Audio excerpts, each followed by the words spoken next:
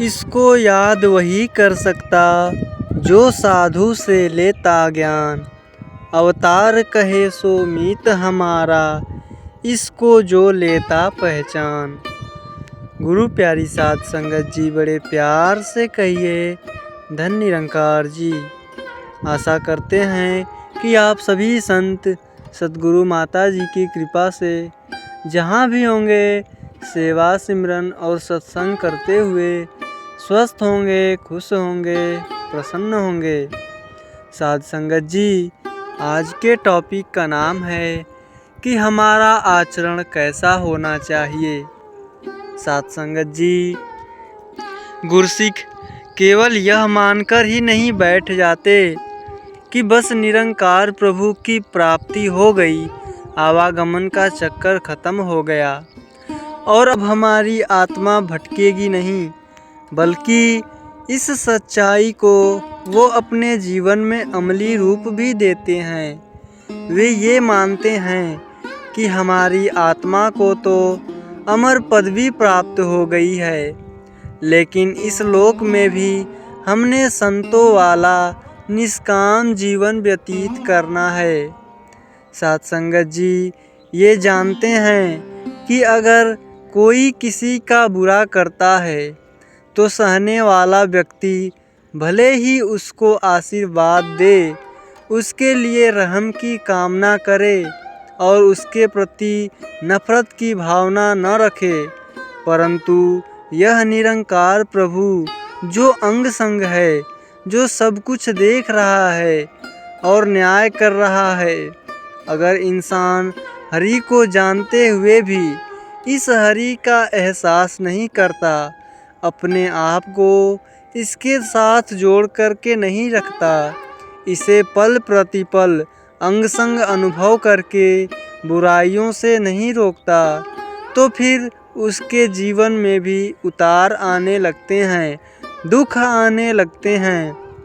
गुरुमुखों के हृदय में हमेशा यह एहसास रहता है, एक विश्वास होता है, आस्था होती है कि दातार निरंकार हमारे हर कर्म को देख रहा है, इसीलिए ये सदा अच्छे कर्म ही करते हैं, भले की कामना ही करते हैं। हमारा आचरण ऐसा हो कि किसी को कुछ कहने या अंगुली उठाने का मौका न मिले, क्योंकि हम देखते हैं कि अगर कहीं बच्चे आपस में लड़ते हैं तो फौरन यह कह दिया जाता है कि इनके माता पिता ने इन्हें यही सिखाया है।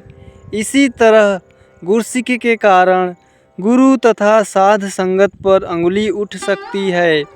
हमें इस विषय में बिल्कुल सतर्क रहना है। हमें हमारे सद्गुरु ने सबका आदर करना और सबका भला मांगना सिखाया है। हमने सदैव यही कार्य करना है। हमारा जीवन इतना साफ हो कि किसी को भी हमारी ओर उंगली उठाने की आवश्यकता ही ना पड़े, बल्कि वे महापुरुषों से शिक्षा ही प्राप्त करें। जैसे हम देखते हैं कि हमने कितना ही साफ सुथरा कपड़ा पहने हो, लेकिन यदि उस पर छोटा सा भी कोई कालिक इत्यादि का दाग लग जाए तो वह दाग सबसे पहले दिखाई पड़ने लग जाता है। साध संगत जी, कहने का भाव यह है कि हम में कितने ही गुण क्यों ना हो, लेकिन यदि एक भी बात गलत हो जाए तो सारे संसार की नज़र उधर ही चली जाती है। इसीलिए महापुरुष सदैव दातार के चरणों में यही अरदास करते हैं कि इस जीवन में कोई दाग न लग जाए। साध संगत जी, एक सच्चा भक्त बनने के लिए हमें भी वही कर्म करने होंगे जिन्हें अपने जीवन का अंग बनाकर हमारे पूर्वजों ने भक्त की अमर पदवी को प्राप्त किया है। साध संगत जी, केवल पूर्वजों के गुण गाने या उनकी महिमा का बार बार बखान करने से हमारे जीवन में निखार आने वाला नहीं है। हमें भी वैसा ही आचरण बनाना होगा। कर्म ही किसी को छोटा या बड़ा बनाता है। साथ संगत जी, हमें यह भी ध्यान रखना होगा कि कर्म करते समय यदि हम में कर्तापन का लेस मात्र भी भाव आ गया तो हमारा अच्छे से अच्छा कर्म भी हमें छुटकारा दिलाने के बजाय हमारे बंधन का कारण बन जाएगा। सच्चा भक्त समाज के कर्तव्यों का त्याग नहीं करता, बल्कि वह बड़ी लगन से अपने कर्तव्यों का निष्ठापूर्वक पालन करता है। जो लोग अपने इस लोक का सुखमय नहीं बना पाते हैं, उनसे परलोक को आनंदमय बनाने की आशा नहीं की जा सकती है। इस लोक को सुखमय बनाने के लिए भी कर्म करना पड़ता है। एक अच्छा इंसान बनना पड़ता है, क्योंकि एक अच्छा इंसान ही एक अच्छा मालिक या अधिकारी या नौकर बन सकता है। साथ संगत जी, हमें सफलता तभी पूर्ण रूप से प्राप्त होती है अगर हम अपने बोल को ऊंचा न बना करके अपने कर्म को ऊंचा बनाएं। हम इसे अपना धर्म समझें कि गुरुमुखों के साथ प्यार हो और संसार का भी कोई इंसान हमें मिलता है तो उसके साथ भी हमारा उसी तरह का व्यवहार हो। इसी तरह जब हम इस सच्चाई की आवाज़ को संसार तक पहुंचाते हैं तो उसमें भी हमने इसी प्यार को, इसी नम्रता को अपनाना है। अगर हम मन, वचन और कर्म द्वारा एक नहीं होते हैं, हमारा बोल और कर्म एक जैसा नहीं होता है, तो हम भले ही बहुत बड़ी बड़ी बातें करते जाएं, उनका कभी भी असर नहीं हो सकता है। असर केवल उन बातों का ही होता है जिनके साथ कर्म जुड़ा हुआ होता है। जैसे हम रोज़ कह देते हैं कि पानी पानी कहने से कभी भी प्यास नहीं बुझने वाली है, भोजन भोजन कहने से कभी भूख नहीं मिटती है। इसी प्रकार नम्रता नम्रता कहने से कोई हरि के साथ नहीं जुड़ जाता है। इसके लिए जहाँ हम नम्रता का बोलबाला करते हैं, वहाँ नम्रता को हमने अपने जीवन का अंग भी बनाना है। तभी सही मायनों में हमें इस ज्ञान का आनंद प्राप्त हो सकता है। हम भक्ति के मार्ग पर पूर्ण रूप से उतर सकते हैं।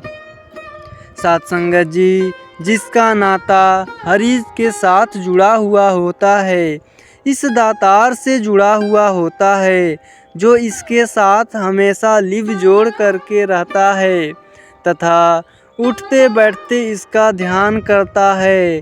इस निरंकार परम पिता का एहसास मन में बिठा कर के रखता है और जो यह मानता है कि मैं जो भी बोल रहा हूँ, इस दातार प्रभु की हुजूरी में ही बोल रहा हूँ और मेरी नज़रें ये जो कुछ भी देख रही हैं, वह भी इस दातार की हुजूरी में ही देख रही हैं, तो वह गुरुमुख कभी भी डोलता नहीं है। उससे कभी भी कोई नीच कर्म नहीं होता है, वह किसी का भी निरादर नहीं करता है। ऐसी अवस्था जब गुरुमुख को हो जाती है तो उसको हर प्रकार की खुशियाँ प्राप्त होती है। साथ संगत जी, हमें सद्गुरु ने जो ज्ञान दिया है, परमपिता परमात्मा के साथ मिलाया है, हमने इससे लाभ लेना है।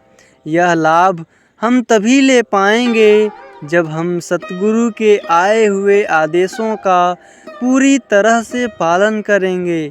परमपिता परमात्मा को हर स्थान पर महसूस करके इसका भय मानेंगे। जब हम यह मान लेते हैं कि मैं कुछ भी काम करूं, कहीं भी चला जाऊं, धरती के नीचे या पहाड़ों के ऊपर चला जाऊं, वहाँ भी परमात्मा मुझे और मेरे कर्मों को देख रहा है। तो साथ संगत जी, हम बुरा कर्म कर ही नहीं सकते, क्योंकि मुझे एहसास होता है कि मेरा कोई भी कर्म प्रभु से छुपा हुआ नहीं है।